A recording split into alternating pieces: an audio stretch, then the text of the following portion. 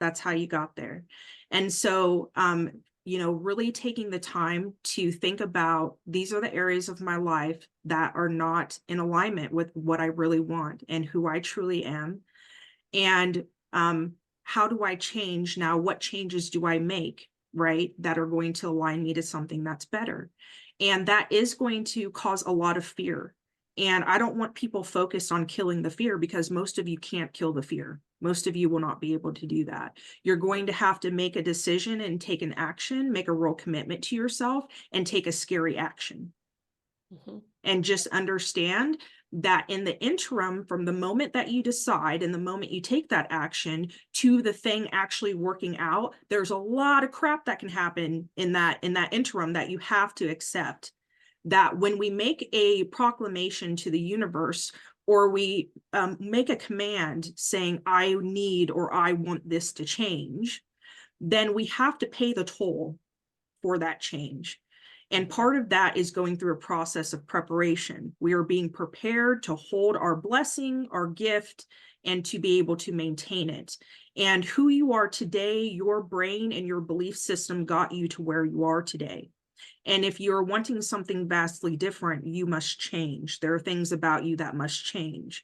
And so when you make that commitment to yourself and you take that different action, there's a lot that's going to happen between that point in time and the time that you are actually experiencing and living whatever goal you have, or whatever vision or whatever dream.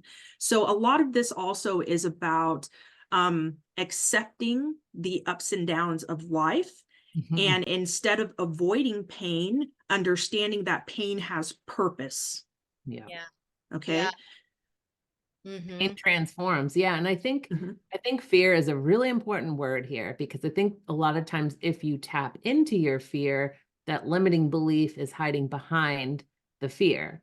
So you're like, okay, what am I afraid of? And then you kind of dig into what's behind it and you find the limiting belief there.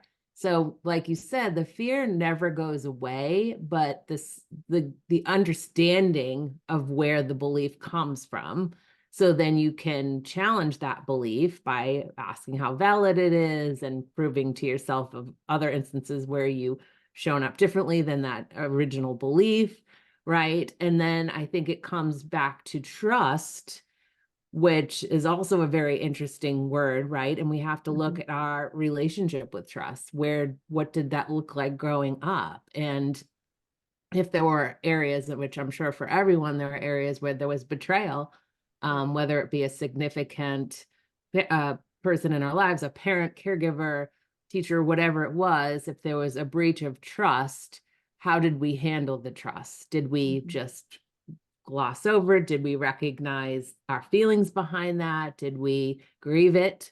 Like what process did we take then? And probably, as we're taught to just move on mostly and not feel it, we didn't do all of those Shake it off. That's right. Yeah. Yep. So now we have to go back and grieve those moments and recognize how they impacted us, so they don't continue to have that hold over us, because they will, carry on into all relationships, work,